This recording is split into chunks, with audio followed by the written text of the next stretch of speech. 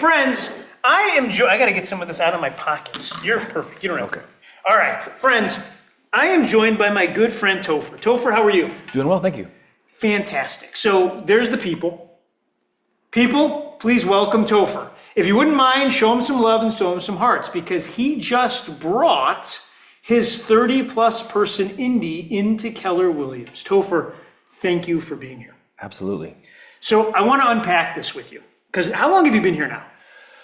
Early June is when we kind of made the official transfer. So you made the move in June, July, August, September, October, so 4 or 5 months. Okay, so let's get into this. When did you start in real estate? So about 2007 is when I got into property management world, and then just kind of got my license, became a broker, and then the rest is history. Well, you say it like that. So I get into real estate, I got my license, became a broker, and the rest is history. Most people go work for a brokerage. Why did you start an independent? I've always just kind of been like that. My background is coaching and teaching. And so as I began to get into the industry, for some reason, the business itself just came pretty natural. Yeah. And so friends and family and connections around me, just talking to them, they would ask questions and I would help them figure out the negotiation or what have you with it. And eventually just enough people were like, please do this. Just be my broker. But you could have just been a team. True. So you decided to take on all the liability and all the bills. Yeah. And by the way, we're all trying to bring our mission to more and more folks like you. Okay. So when you help us understand what your mindset was, it helps us understand what we're dealing with here. Yeah, and I didn't really understand the dynamics of a team versus a broker. As a person who was just kind of getting into the industry, I didn't really understand the dynamics. So to me, the only option really was start your own thing. If you want to be in charge and be in that role, start your own thing, get your LLC, do all the things that go associated with that. I didn't know it. So now you open. And is it success right from the start? It really wasn't ever unsuccessful. It was pretty strong from day one, and it was a slow build, and you have some years or whatever where you lose a couple agents, grow a couple agents.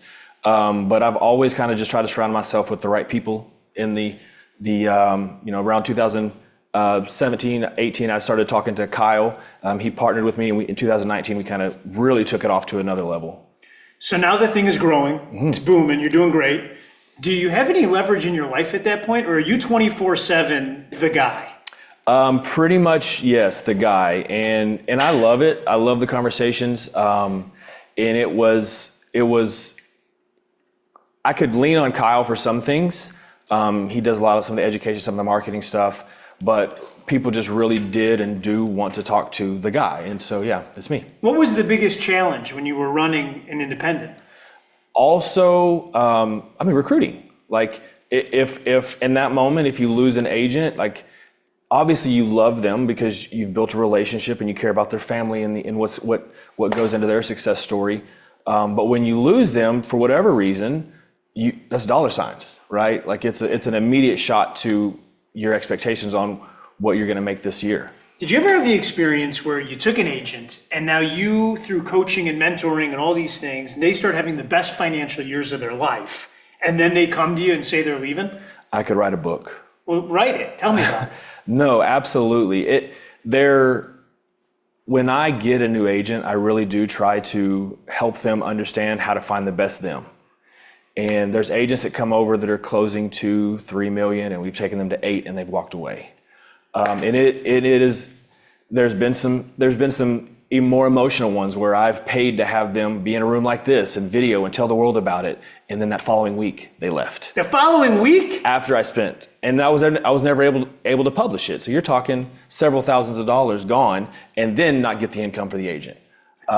It's tough. And then like I said, the recruiting side of it, I didn't have a pipeline of new agents coming to potentially replace those funds. And so, yeah. So what happens that makes you start to look up and think about making a change? So Mallory Mundy is a friend, and she's a recruiter here, and I've known her for probably a decade. But so she's always kind of just been kind of tapping my shoulder, kind of like you said, inviting me to these groups and these functions, and over a decade. And I've told her I'm not going. And And then, rewind maybe like probably not that far, probably 3 to 5 years ago. I call her and I say, hey, like I just lost, like what you just said, just like 2 or 3 like producers that I had taken from nothing to blessed. and I felt shot, right? Like, and I just was like emotionally just tired. And so I called her and I said, hey, what would this look like? And I come in and this is three or 4 years ago. Yes, okay? we come in and the energy on that side of the table, your side of the table, was very much, sure, come on over. And it's basically take your TJ Lewis clothes off and put on Keller Williams. And so, you talk about culture, and that was a great segment. And I felt like the culture, the environment that I created was worth keeping. And so 4 years ago when you started the conversation, you're passionate about your culture. Yes. But whoever you met with, you didn't feel like they were. They weren't. They weren't. They were not. And it was, we're going to swallow you, we're going to take you, you're going to become us. And for me, in that moment, as distraught as I was about what was taking place, I was proud of what I built. Sure. I was. It wasn't like the company was necessarily losing money or anything like that. It was just, I was uncomfortable in that moment because I realized that loss I had to replace, and that was going to take work and energy, all while also producing. Sure. So then you stay on your own. You don't make the move. I don't make the move. You're turned off by what you hear. Mm-hmm. You don't want to become a mindless automaton. You're not taking off your shirt and putting on a red one. Nope. Resistance is not futile. And so you build back. And we did. And we shot up, and the energy and the group and everything about it was strong.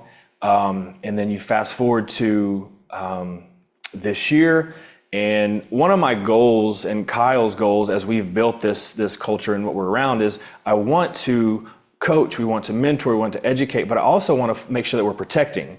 And by protecting, I mean the legal side of things with all of the NAR stuff that was happening. And not only that, as a broker, as a leader, I'm investigating what other lawsuits across the country are happening, because I want to know that I'm protected. I want to make sure that I'm protecting them. And there were just some really crazy ones, like just it got big. Money grabs, right? Yeah. And so it scared me. And so I started, okay, my first answer was, let me actually look at what it would take to get a retainer. Because again, this was an option to me because I didn't want to give up my identity. Sure. And so I started researching that, and I was like, well, that's not possible. And so, yeah, it was very expensive. And talking to the insurance agencies, they confirmed that it was going to go up. Like, they're aware of the increased lawsuits, the increased exposure to these potential lawsuits across the agencies. So due to this external force, your margin was starting to be impacted. Yes. And so at that point, Kyle and I met, and we honestly decided, and I guess it's okay to admit, we decided that, okay, I'm willing to lose my identity. I'm willing to go in and just put on the red because, again, I wanted to be able to protect our agents. But that's not what happens. It's not. What happens next? It's not. So Mike introduces me to Mike Ray, Mallory introduces me to Mike Ray, and it was this completely different feeling. And when he sat down, he instantly said, we want you to keep you. We want you to keep that identity, and you keeping that identity is important to us. And I'm telling you, I'm sitting at the table, and I haven't told you guys yet that I'm willing to lose it because and so then I'm like, what else? And it began to be this relationship conversation of how can we help you? How can you help us? While also maintaining your TJ Lewis presence without giving that up. Keep your logos, keep your colors, also be here. And how do we intermingle the two while understanding there will be bumps in the road, there will be concerns along the way. You have an open door to bring those up. Now, Mike said, we have an open door to bring those up, right? Which, as a businessman, I respect that. Sure. I wasn't out to get KW. I wasn't out for KW to get me. I wanted to be able to find that win-win, as we would say. Were you surprised? I was floored. Like, I literally, Kyle and I would meet after that and just like, where's the rub? Like, it's gonna drop somewhere. So you started meeting with more people. And so we went kind of from that Mallory and Mike meeting to kind of over the next 2 weeks, we met with a global scale of like eight people at a table. And again, everybody at the table was was on point with, we want to do this with you, right? We want to partner. We don't want to swallow. And it was over every week in, week out. It was the same kind of energy. And then, can we go on to that? Yeah. Okay. So then Kyle and I decided, let's do this. And then I got to tell all my agents because I haven't told them yet. And then my fear is, wait till I tell the agents, we get them in, all of them come. One of them didn't. Okay. But it was an agent who actually got out of the business, not that decided not to come. Sure. Of course, I'm excited because I truly felt like I had built a culture and a group that they would love to come. Once I shared with them the resources and the kind of the benefits behind the partnership, it was great. What now? When you shared it with 30 some odd people, Yeah. What'd you learn during that? If you, because you're talking to a group of leaders who's helping other folks like you, Yes. bring their identity in. What's the one thing about the announcement that you got right or got wrong or we should know? Yeah, that's good. I would say the right was helping them understand that I was doing this for them. What were some of the things you told them? Basically that when you come, this partnership of you get to be TJ Lewis Real Estate, you get to be Keller Williams in the same breath. So when I'm talking to a person or a client, when you're talking to a person or a client who is looking to help, they don't want to work big box brokerage. As an agent, as a seller or a buyer, they don't want to work with big names. Is that out there? Are there sellers and buyers that really don't want to work with big box? And I used it against you. Why though? Why don't they want to work with big box? The man, Yeah, hey, that's right. they would rather work with a mom and pop small name shop. And so that's TJ Lewis. Love that. But then on the other side of the coin, there's people out there that only want to work with that name that's been around, that international name that they've heard and the colors that they've seen. And those names, I'm Topher from Keller Williams. And you as an agent get to kind of mingle those two terms. And in anytime you use either one of them, you're right. Yeah, 100%. So you get them all in. Mm-hmm. It's never easy moving. Was it a catastrophe? Catastrophe is a good word for it. And I would say, it was a catastrophe, but the Keller Williams presence, the admins along the way were so peaceful about it. And can I call this agent? Can I help this agent? How can I do this? And I can't tell you, I apologize. I'm still apologizing to this day because, to get thrown into this role as an admin that I am now within this spot is, I don't know command. I don't know the systems that well. And my agents are asking me questions and I'm the guy. Remember 2 weeks before this, I'm the guy. I know all the answers. And they're calling me and I'm like, I don't know.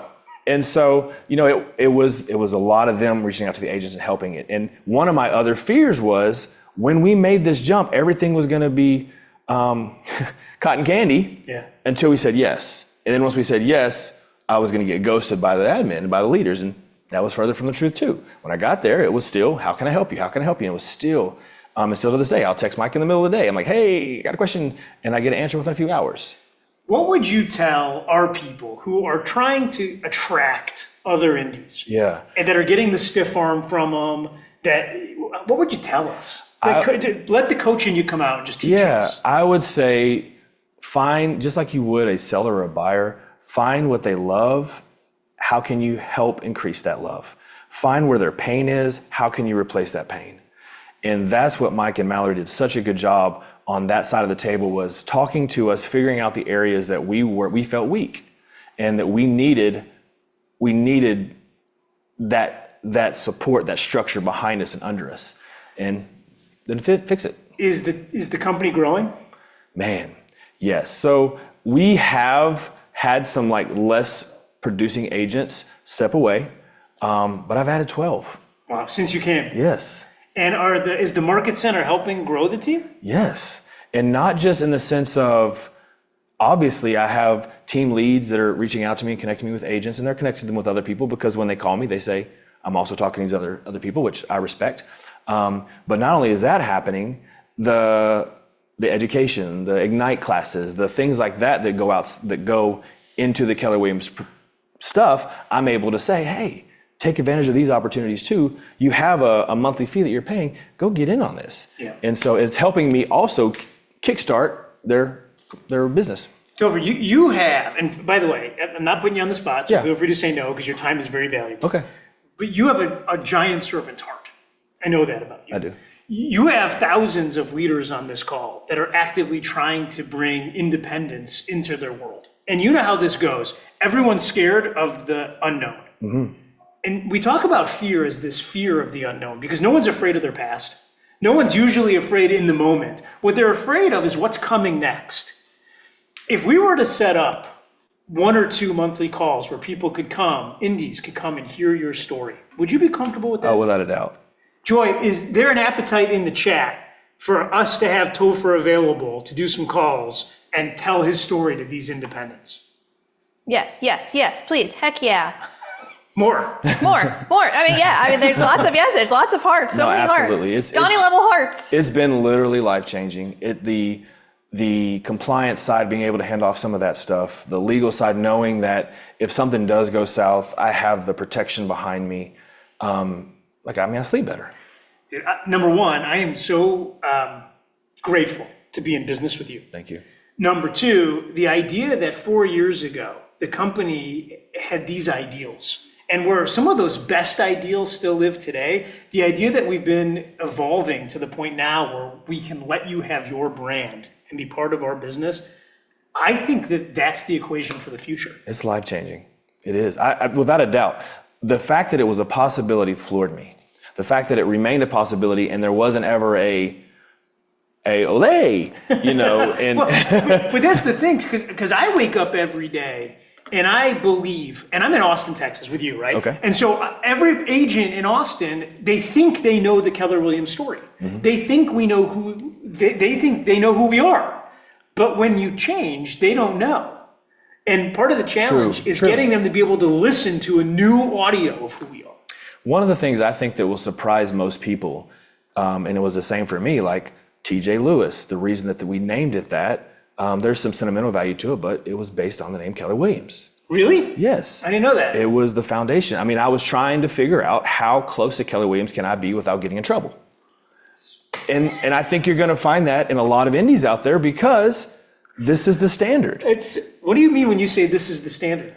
I mean, if you have grown to the international level that you have, something in the program, in the admin, in the executives, in the vibe is right. Yeah. And so if I'm starting something, I want to get as close to that thing that is working as big as it is as possible. Dude, I think you're a genius. I think you are an unmitigated genius. The way that I love the way that you think. Joy, questions from the people. Do we have any, or did we unpack it all well? I think we did really well. All right, so Topher, we're going to get with you. We're going to get a date, okay, which we will then interview you, and we'll allow team leaders to invite their indie guests to sit on the Zoom and just listen to you talk about the world. Without a problem. My brother, thank you very, Thank you. very much. Appreciate your time.